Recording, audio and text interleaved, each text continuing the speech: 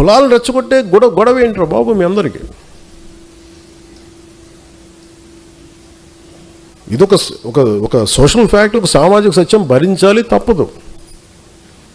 సడన్గా విశ్లేషకుల గురించి ఏదో మాట్లాడుతుంటే ఆయనకు సంబంధించిన ఒక కులం ఒక లెటర్ హెడ్లకు అయితే చూశాను నేను, నా దగ్గర పంపించారు. అసలు ఇలా ఇబ్బంది పడుతున్నారంటే నేను చెప్పాను, ఇందులో కులం ఎక్కడుందన్నాను, ప్రాంతం ఎక్కడుంది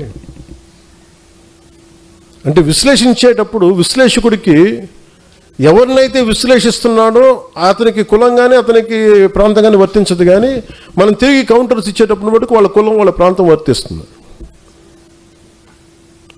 అంటే అమిత్ షా గారిని మనం ఏదైనా అనేసేయచ్చు, పవన్ కళ్యాణ్ ఏదైనా అనేసేయచ్చు, వాళ్ళు మటుకు మనం ఏదైనా అంటే మటుకు నేను నా కులం నా ప్రాంతం మటుకు అలా ఎలా కుదురుద్దా?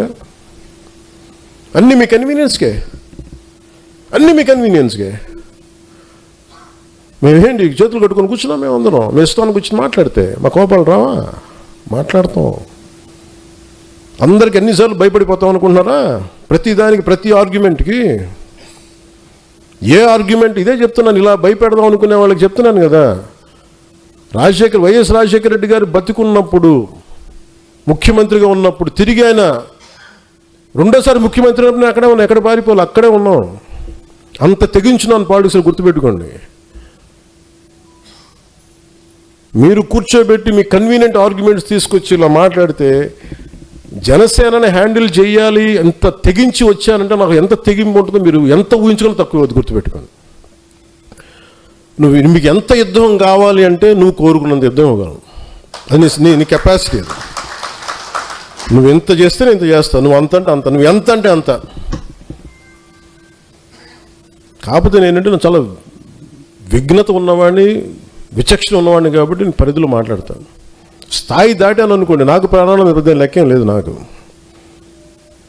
నాకు పిల్లలు ఉన్నారు, కుటుంబం ఉంది, అన్నీ వదిలేసుకొని రాగలను. నువ్వు రాగలవా? నేను రాగలను. పోగొట్టు కూడా నాకు ఇంత ఉంది, అన్నీ పోగొట్టు కూడా సిద్ధంగా ఉండే పాలిటిక్స్కి వచ్చి మీరు రాగలరా? నన్ను విమర్శించాలి, మీరు రాగలరా? నేను రెడీ దానికి. మీరు ఎక్కడ ఎలాంటి గొడవలు పెట్టుకుంటారో చెప్పండి, నేను రెడీ దానికి. మీ క్వశ్చన్ చాయిస్ మీకే ఇస్తున్నాను, అంతేగాని నన్ను రెచ్చగొట్టేయకండి అందరినీ. ఇదే రాజమండ్రిలో నా కన్వీనియంట్ ఆర్గ్యుమెంట్ కదా. అంటే ఈరోజు టాపిక్ ఎందుకు తీసుకున్నానంటే, విశ్లేషకుడి గురించి ఎందుకు తీసుకున్నానంటే, జగన్ అనే ఒక వ్యక్తి ఆయన జైలుకి వెళ్ళిపోతే పవన్కి ఏదో మరి వాళ్ళ పిచ్చి లాజిక్ ఏంటో నాకు అర్థం కాదు, కానీ ఆ తెలివితేటలు నాకు అర్థం కాదు. కానీ మరి అలాంటప్పుడు అదే తెలివితేటలు దాన్నే బేస్ చేసుకుని చంద్రబాబు గారు జైల్లో ఉన్నారు కాబట్టి రైట్ టైంలో పాలిటిక్స్ మనం ఇప్పుడు వెళ్ళిపోదాం, ముఖ్యమంత్రి అయిపోవచ్చు అనుకోవచ్చు కదా. అది కూడా పాసిబిలిటీ ఉంది కదా. అలా అనుకుంటే అయిపోతావా?